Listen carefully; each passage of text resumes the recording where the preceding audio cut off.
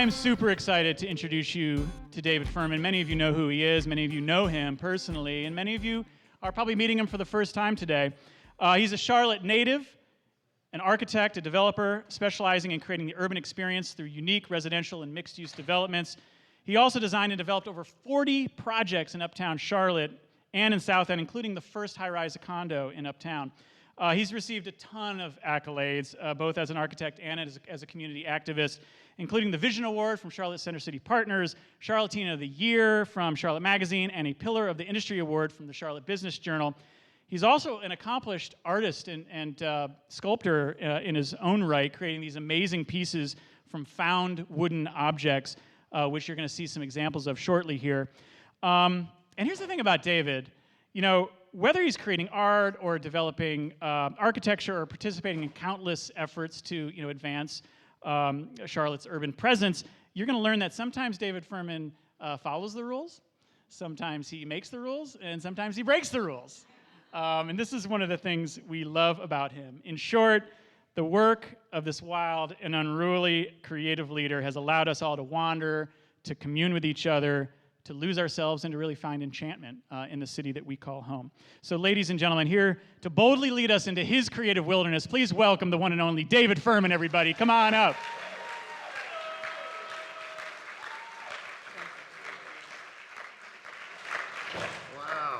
Wow, that's crazy. You let introverts in the room here, man? This is a bit intimidating. I actually went and looked to see, I've never been to this event, so I went last night to see who comes to this event, and I'll have to say it's a bit intimidating because you're the future, and I'm the past. And, I'm still rocking, but I'm certainly more days behind me than ahead of me. But you guys get up every morning, you understand the concept of getting up every morning and doing something you're passionate about, and most people don't. And you understand that you just got to do that, or you're just kind of wasting your time on the planet. I love your manifesto; it's awesome. I was reading that, thinking about how I tried to incorporate those ideas in my life. And I gave this speech one time where I was talking about I did a article on architecture, and I titled it "Just Try," just try.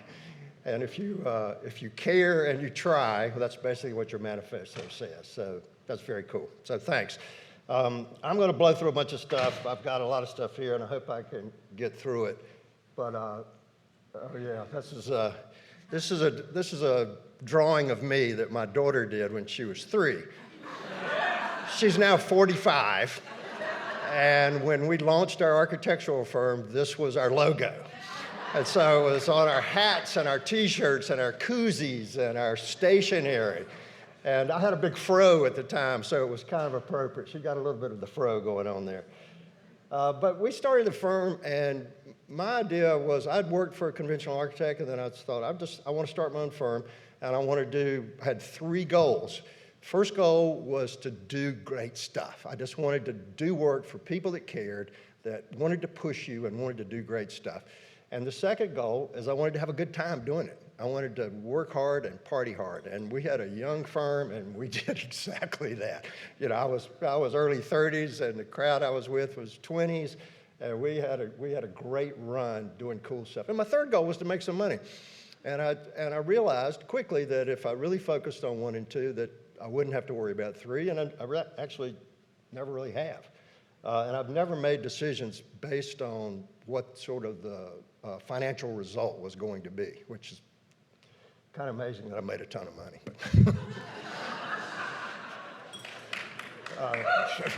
That's just by accident, I came home one time with my wife after taking all these chances, and I said to her, today I learned that we might just lose everything we have.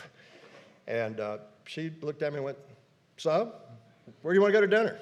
It's like, didn't care. So it was really cool. But anyway, we've done a bunch of housing, and we're housing guys. This is sort of the first sort of mainstream downtown condominium we did years ago. This is the first building where apartments wrapped around a garage in Charlotte. It was down on Graham Street. we've done a bunch of housing, got thousands and thousands of units built through several architectural firms. And we've done a bunch of projects that didn't get built. I have a whole wall full of projects that didn't get built. I call my graveyard.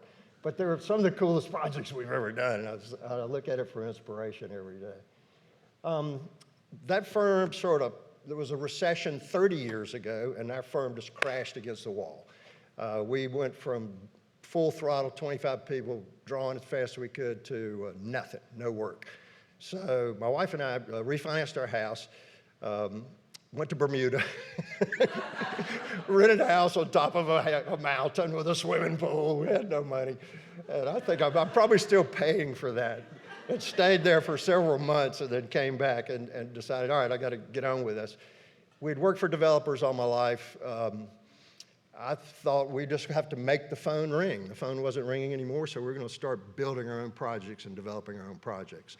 So we did several sort of mainstream developments. We focused on infill, for sale stuff. And then I decided that I really did not want to do mainstream stuff anymore. I thought that the condominium business, which we were working on, was focused on very conventional thinking. If it didn't have 2 bedrooms and 2 baths and crown molding and a fireplace and those kinds of things, then you weren't going to be able to sell a condominium. And I thought there was a market of people out there that just wanted something different. And I thought if it was 1% of that market, that's cool. That's the 1% of guys I was going to go try to get. So we bought this piece of land. It was 30 feet wide, about 300 feet long, to veneer what was then Charlotte's largest parking garage. And we built a loft building beside it. And these units we had retail on the ground floor.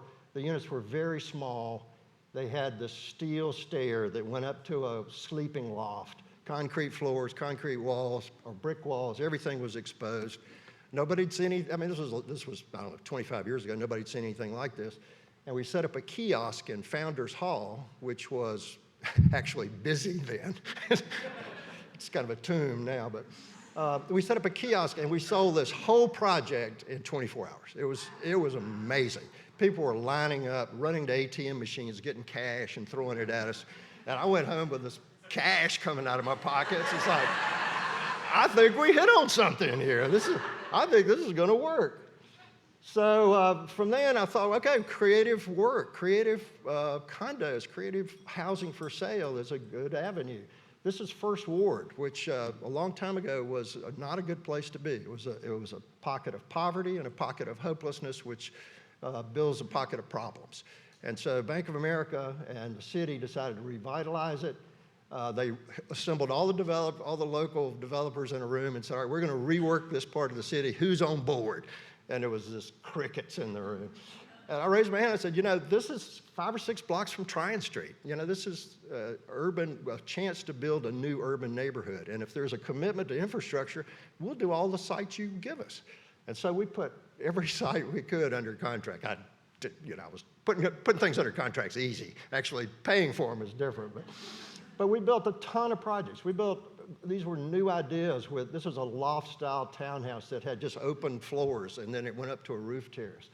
And I bet we did a dozen projects in First Ward, and we built a neighborhood, which I'm very proud of when I walk the streets down there today. It's just a tremendous neighborhood with some cool architecture.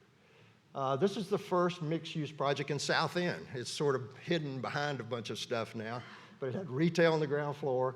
All those on the front are sort of loft-style offices, and then there's residential wrapping, and there's a little garage in the middle. And each side of this is really a different project that faces a different piece of the neighborhood and responds to that.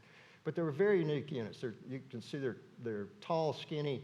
There's a townhouse, and then there's an inverted townhouse on top of it. So you went in the top and you went down to your bedrooms. But they were very affordable. Our Centro company was founded on 3 principles.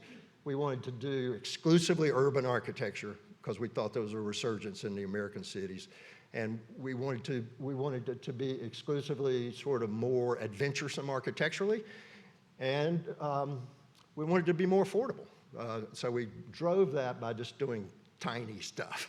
The units were small. These are like 500 square foot condos in downtown Charlotte, back behind a gas station over in Fourth Ward. Is a really terrible site. But again, it's 5 blocks from Tryon Street, and we sold these units for $120,000, and People could afford them, and it was a great project for us. We built Charlotte's first downtown residential high-rise, and then we built Charlotte's second downtown residential high-rise. I love these.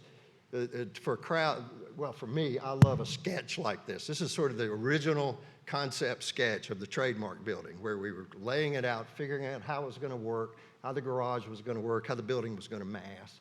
And that's what it ended up being. And we decided to put public art into the project, which we had never done before. So we actually had a line item in the budget for a giant fountain that came in over budget. So we said, we're going to put a public art out here. We had a big unveiling of this piece with a tarp over it up to the 7th-story balcony, a big vent out there, and pulled the tarp up. It was awesome. And the guy who did that piece on the wall did a piece in our lobby of the Trademark building that we also commissioned. So we had another recession, you might remember, in 2008. We slammed against the wall again, and our Centro company dissolved. So basically, the condominium business was over. And so coming back out of that, I was trying to see how can we bring the ideas we were bringing to the for sale business to the for rent business. So the idea was to build a project. This is the corner of West Boulevard and Camden, ground zero in South End. And we had it under contract. We designed a project for it, and I wanted to do something different. So these are all tiny little studio units. There was a bar on the corner where was the lobby of the building. You walk through there to get to the elevator to go to your unit, and retail all along the front. I took this to the banks to get it financed, and they just glazed over. They just, I bet there's not a banker in this room. It's the most uncreative crowd you will ever meet. And unfortunately, they're decision makers. If you guys that have all tried to borrow money for your ideas know how hard that is to do when you're off the menu. It's very difficult to do. So I said, what would you finance here? They said, we'll finance a mainstream apartment project. Well, by this time, we were pretty well committed to this project, had a lot of money tied up. So we turned it into mainstream, called my friends at Camden who do mainstream apartments, and they were like, yes, we'll buy that. So we sold it to them. So if we had to do mainstream apartments, I didn't want to do that. So I thought, okay, I think there's a revolution happening in the workplace. This is, 10 or 12 years ago. I thought people didn't want to work in conventional offices anymore. They wanted funkier space. They wanted it to be different. They didn't want to be downtown. They wanted to be in a different sort of flowing neighborhood like South End. So we teed up this office building. This is next to what was Price's Chicken Coop. My friend that did the rendering, Risden McElroy, my great friend that does all these drawings, created the chicken wing sculpture down there, you might notice, that we were going to put out in front as our homage to the coop. But this had all retail on the ground floor. We had a shared conference room there where the 1616 is. Took this to the lenders, and they just went, no, nobody wants to work in South End. There'll never be offices in South End. Man, how many high-rises are under construction now? So we could not get it financed because I didn't have the firepower to do that. So I took it to my friends at Beacon, who is a great company, does great work. They were turning their company into something that was more funky and more different and wanted to be in South End big time. So they took on the project 100% speculatively. There was no tenants. And by the time it was finished, it was 100% leased. So all those lenders had passed on that. And then there was this is where a 100-year-old machine shop used to be. So as we were tearing down the machine shop, in the basement were all these crazy things. So we set a bunch of them aside and then came back and created this sculpture as sort of a homage to the Charlotte machine shop. So we couldn't do, circling back to the lenders. There's so many mainstream apartments going on in the last few years that they were like, hey, maybe something different would be cool. So we brought back our concept from 6 or 8 years ago and said, we want to build a building that's all studio units, all small. And they were like, great, let's do it. So we got it done. This is behind the rail yard where we used, Beacon builds these big office buildings. There's a big garage that comes with that. Nobody wants to see the garage, so we sort of buy the land around the garage and try to make the garage go away. And we try to use the parking that the office buildings without building more parking. But what I'm most proud of on this project is we pioneered this concept of micro retail. You know, it bothered me that all the small-time retailers were getting pushed out of South End. So we built these tiny little retail spaces and lined the building with them on the street. They all have these glass garage doors that open up. You can spill your goods out onto the street. And they're all full of small-time retailers. If you go by down there now, they're all women and minority-owned, the majority of them. Very diverse businesses. And I hope they're doing well because it's all filled up and it's really a cool little stroll back there behind the rail yard. Check it out. We kept doing that. We just finished this project at the corner of West and South Tryon, where we built a park for the city, where Beacon built the park. That was not in their budget. We managed to get it built and then sort of bring it back to them, and they would pay for it. And then we veneered the garage with our micro units and our micro retail. And then we're starting to integrate public art into our projects. I want to blur the line between architecture and art. And there's a public artist in Charlotte, Ivan DePagna. I don't know if you guys know Ivan, or whether he's been at this podium before, but you ought to get him here. He's a brilliant public artist, and we're partnering with him on a bunch of things. So we got Ivan to sort of integrate this idea of putting these fins into the balconies and making the public art part of the architecture. So it really looks cool. And it sort of, if you look out there, what they're blocking the view of is the check cashing place and some other stuff. So you still have a great view off to the side. So, and then there's these gates around a transformer. Why make those boring? Why not make them cool gates? So Ivan did those. And then we're building this shade structure in the middle of Wilmore Park that Beacon and our Centro company are funding this shade structure that Ivan has designed. And you'll see it going up this summer. It's going to be very, very cool. The rail yard. Ivan and I curated this rail yard piece on the side of the rail yard building. The Pepsi Cube, I don't know if you guys have seen that. It used to be a Pepsi, North Carolina's Pepsi plant was at the Newbern Station, and Lennar built a big apartment project there. So we went to Lennar and said, we need to put an homage to Pepsi out here. We got Pepsi to donate thousands of cans. Ivan designed this, and my friend Glenn Nosek at C3 Labs did the construction and installation. It looks like the Pepsi Cube dropped to earth. I think it's very cool. The color forest along the rail trail, just buffering you from the parking lot there as you go down the trail. This is another Ivan DePagna piece that we curated, and our friends at Center City Partners got funded for us. These are the doors outside of my art studio downtown. It's on prominent corners, just boring, and it's just, it's right there on the street where something ought to be retail. So I just designed something cool and just put it up. Just put it up. Just do it. Don't ask the people, just do it. What are they going to do? Oh, that looks terrible. Take that down. So we just did it. And then somebody called me the other day and said, I have this warehouse full of chairs. I got to get rid of them because I'm losing the warehouse. And somebody told me you were nutty enough to figure out what to do with these things. So I said, well, flip me the keys to your warehouse and I'll go over there and fool around. And so I said, well, maybe you can make them into these spines. And then, well, why don't we make a chair monster? So this is the sculpture we're calling the chair monster, which you can see is built. We just don't have a place to put it.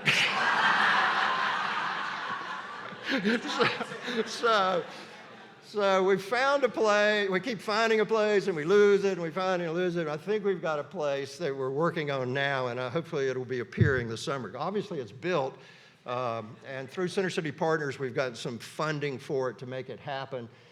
So I think the chair monster will be out there. Keep your eyes peeled for it. I love this little sketch. A buddy of mine bought a warehouse on South Boulevard, very nondescript, wanted to figure out how to do something cool to the entrance of it to give it some life. And the address was 4111. I thought, that makes just a great structure. So we built it. And if you go out south and look on the left as you pass Scaleybarg Station, it's just a really, really cool building that Edifice, the construction company, is in. I went to Center City Partners about 10 or 12 years ago, and said, I want to do a study to take this sidewalk that goes beside the light rail and turn it into a grand linear park, a promenade that connects all the businesses and connects the people and make it happen. And so along with my friends Terry Shook and Richard Petersheim, we created this document, which was a vision of how to make the rail trail into this wonderful park. There was like 85 or 90 different interludes and episodes along the way. But like all vision plans, what a vision plan does is kind of an academic exercise. It ends up on the shelf, and there's never an implementation strategy to make these things work. So I wanted to start making things work. So there was all these leftover pieces of land, so I designed these chairs that are sort of a take on the Adirondack chair, where you could put a lap type or a lunch on the arm and sit there. And I had 6 of them made out of steel. They're really heavy, so they're hard to move. And I just took them out and dropped them on the trail. I just dropped them. And all of a sudden, these leftover grass spaces became places where people then started gathering. And I thought, okay, I'll just keep doing this.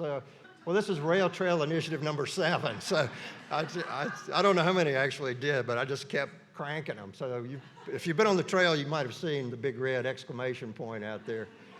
That I was literally, the people that made this had it on a truck and said, "Where do you want it?" And I went, "Well, I don't know." I was on my bike riding up down the trail. And I said, "I got it. I got a space." And so that little cut out there on the sidewalk, I was like, all right, that's where we're going to put it. So we dropped it there. This is my tall table. You climb up on the stool, you sit on the top, you have a checkerboard up on the top. So we just built these things and put them out there. This is my hex pong table, where 6 people can play ping pong at the same time. And my favorite is the Before I Die chalkboard. I put an 8-foot Before I Die chalkboard out there, and within 24 hours, it was totally covered up. It was amazing. And so we made it 16 feet. We initially doubled it, and again, you can see how it gets covered up. But it is the most interactive and coolest thing out there. And it's not my idea. I mean, you've seen those around the country, but we just did it. We just built it and put it out there, and now Center City Partners has taken it over, and they've made it nicer, and they've curated it. But I was out there one night, and this little sweetie was out there. Before I die, and I want to read this to you. Before I die, I want to make history for the future. I want to stop people from littering. I want to tell on bullies and be brave. I want to give cheer to people. I want to make people love.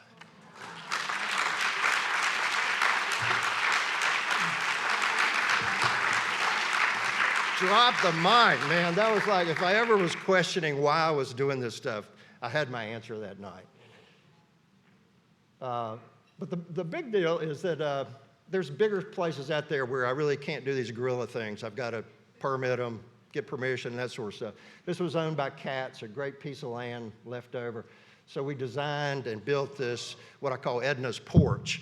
Edna was my grandma, and I used to sit in one of these swings over on Lamar Avenue and watch the cars go by. So we called it Edna's porch, that our Centro company just created and built and made happen.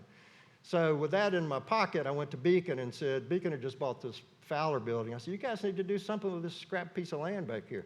So we designed this connector so that it connected back to the street.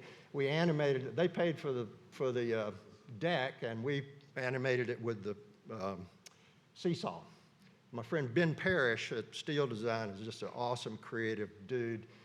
Built a seesaw for me, and then he built these hedges. I gave him a sketch and just said, this is what I want. I want to do a Corten steel hedge. You have to be able to see through it for Beacon to see the trains go by. But then over on the other side, there were dumpsters, and I said, just build the opposite of what you built. Unbelievable. This guy is just such a talent. And then finally, in the recession, this is the best guerrilla story ever. I didn't have anything to do. I didn't have any projects under construction. I didn't have any on the drawing board, and I was sort of getting depressed. I needed to go design and build stuff. But I lived downtown in a condo. Where am I going to do this? This was the Polk building that was on Graham Street in West Trade. It had been empty for 15 years. So I got a locksmith to meet me down there and told him I owned the building, and I wanted to change the locks. He changed the locks, he flipped me the keys. I'm like, all right. I need some electricity, so I got a meter over on Fifth Street, and I bootlegged some electricity. There was this big cable duct taped to flagpoles going through and into the building. So I set up a shop inside this building. I went to Lowe's and bought a bunch of tools. And I worked in this building for 3 years. I didn't have any plumbing. I didn't have any heating or air conditioning, so it would, I had heaters and fans and whatnot. But I worked in there for 3 years building sculpture out of junk. And I had several shows. This is at the New Gallery of Modern Art downtown, where these pieces are just made out of scraps of wood, furniture that I would tear apart, et cetera. This is a crib that a friend of mine gave me that her kids had quit using. So I tore it apart, made it into a piece of art and gave it back to her, and with just the pieces out of the crib. I now have a legit studio because there was a car chase downtown, and the guy lost control and rammed into my studio, so I got busted. I literally got called out. I went down there and there was cops, fire department, building inspectors, Duke Power guys. They were all around me going like, what's going on in here? And I'm like, I don't know. My wife says I reverted to being 6 years old. I went, I don't know. So I had to move they cut off my power and I had to move. So I went legit. This is my studio. It's at the corner of 6th Street and the tracks in a big garage building, so I can make a lot of noise in there. So during the pandemic, I started making Corona fish. Just out of junk. There's a totem, little spins. There's an unpainted piece. Some of them are painted. This is the goat playing a violin. It's from a Chagall painting, that I was inspired by. This is the donor wall at the men's shelter. It was made out of headboards for shelter. And that's and then, wait a minute, the last, wilderness.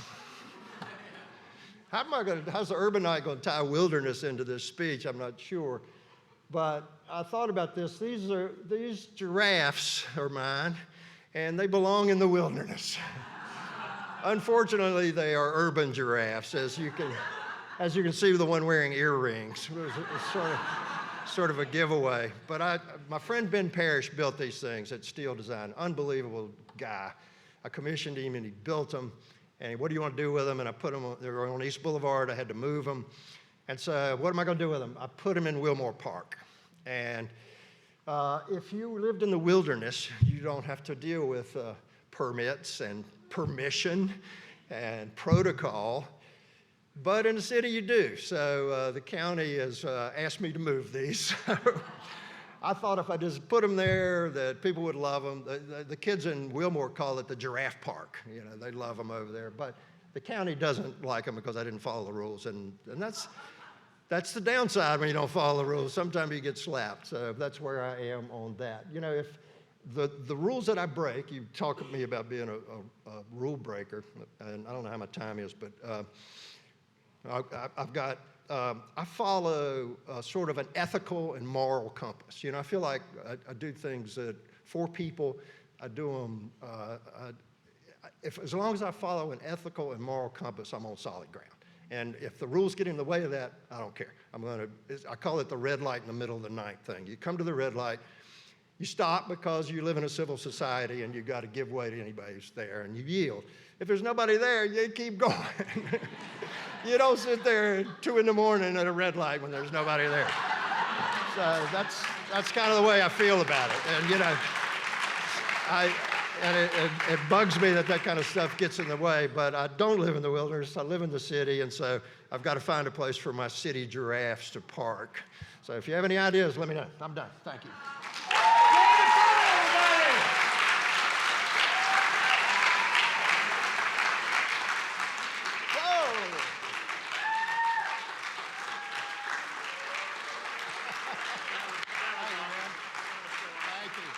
Thank you.